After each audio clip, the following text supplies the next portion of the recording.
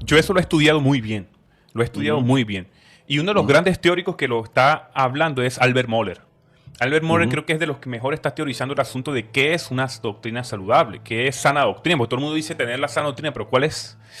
Y una de las cosas que él dice es, mira, hay 4 doctrinas fundamentales, y no se está apoyando solamente en su persona, sino en una tradición, Turretin, Calvino, Lutero, todos estos pensadores. Y esa sistematización, obviamente las confesiones de fe ecuménicas, la primera confesión de fe de los apóstoles, y saben que estos tipos establecen 4 doctrinas, cuatro doctrinas, para decir, oye, esta persona es hermano. Timothy Keller, que es un gran, para mí es un erudito es un erudito del ministerio, no porque sea un académico, sino el tipo, nadie le puede echar cuento de cómo hacer iglesia. Y el tipo, en sus libros, él dice, mira, yo establecí una iglesia ortodoxa dentro de Nueva York. ¿Ortodoxa en qué sentido? En que predicamos que la Biblia es palabra de Dios. En Nueva York es una locura, tú vives ahí. La salvación solamente es por la fe en Cristo, la Trinidad y que Cristo regresará. Esas fueron las bases de Redeemer Church en Estados Unidos. Entonces, Keller, Gavin Orlund, Albert Mohler, Turretin han establecido estas doctrinas fundamentales. Entonces, a veces nosotros, y esto también es un llamado, o sea, nosotros a veces no tenemos el mismo corazón, por ejemplo, de Pablo, que Pablo le escribía a los corintios, que eran unos desordenados, hipócritas, salían de la iglesia a acostarse con prostitutas. La gente trata a la iglesia como si no fuese la iglesia de Cristo. La gente no trata a los creyentes. ¿Qué te hace creyente? No tu denominación. Te hace creyente es la persona del Espíritu Santo. Te lleva a toda verdad, te convence de pecado. Tú no puedes ser cristiano sin el Espíritu Santo. Y nosotros, por nuestra ignorancia, nuestra limitancia, nuestra falta de criterio, a veces llamamos hereje así a la ligera. Y tú sabes que hay que tener muchos criterios para no decir esta persona es hereje. Uno puede ser impreciso teológicamente, puede errarle, puede morir con errores doctrinales, pero no deja de ser creyente y uno no deja de ser la iglesia de Cristo.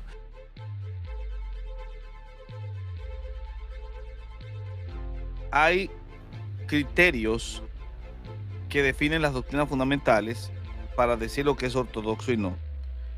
Y esos criterios no son demasiados. Son reducidos, pero no son 4. Ahora, es cierto que Mohler, por ejemplo, trata de hacer como una generalización y lo que Mohler está creando son categorías.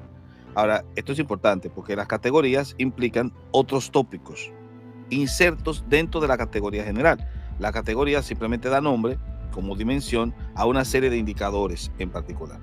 Esos indicadores van a incluir una serie enorme de puntos. Entonces ahí es donde nosotros podemos decir, bueno, necesitamos un criterio mejor que simplemente reducirlo a las 4 categorías de Mohler, porque por ejemplo, Cristo regresará, ¿verdad? Pero eso es una categoría.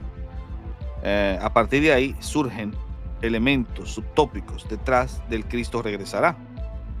Por ejemplo, es un criterio escatológico. Cristo regresará. Cuando regrese, ¿qué hará? Resucitará a los muertos. Excelente, los juzgará. Pero la iglesia será juzgada. La iglesia que será juzgada pasa por la tribulación o no. La venida de Cristo incluye un milenio literal o simbólico. ¿Ves? Son tópicos que surgen de ahí. La pregunta que hay que hacerse es, ¿esos tópicos que surgen de ese criterio deben ser considerados ortodoxos o no? Cristo, bueno, está la Trinidad, pero esos 4 criterios responden más a categorías porque hay cosas que se quedan fuera.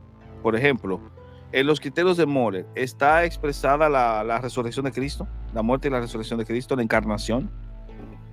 En los criterios de Mohler está incluido el tema del juicio de los vivos y de los muertos. En los criterios de Mohler está incluido el nacimiento virginal. ¿Ves?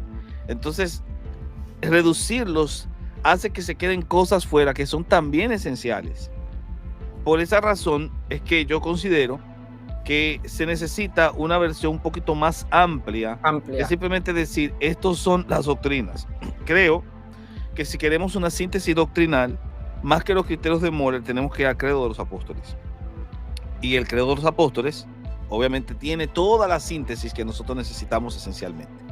Lo que puede hacer Mohler es crear categorías que señalen o apunten hacia el criterio de ortodoxia, que es el credo de los apóstoles. Y luego que hacemos eso, necesitamos un elemento de mayor precisión, porque lo que hace Mohler no es muy preciso. Sí. Necesitamos un elemento mucho más preciso.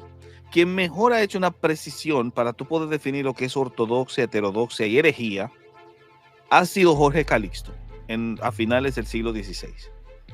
Calixto decía que la Biblia tiene la Biblia es la revelación de Dios. O sea, todo lo que está en la Biblia fue revelado por Dios.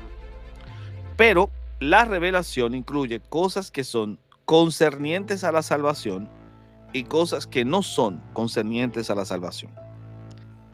Entonces, cuando tú tienes esa separación entre lo que es referente a la salvación y lo que no, te permite descubrir que en la Biblia, que toda es revelación de Dios, en la Biblia hay cosas primarias y cosas secundarias, esenciales y periféricas o adiáfora. Cuando tú tienes una opinión contraria a lo esencial, eres un hereje. Pero cuando tú tienes una opinión diferente o contraria a lo periférico, no eres un hereje. Puedes estar en el error, porque entre dos posturas que son distintas, las dos no pueden ser correctas, salvo algunas excepciones. ¿Cuál es el deber que yo tengo? El deber que yo tengo para el que esté en el error es informarlo, siempre y cuando la postura sea verdaderamente notable que es errónea.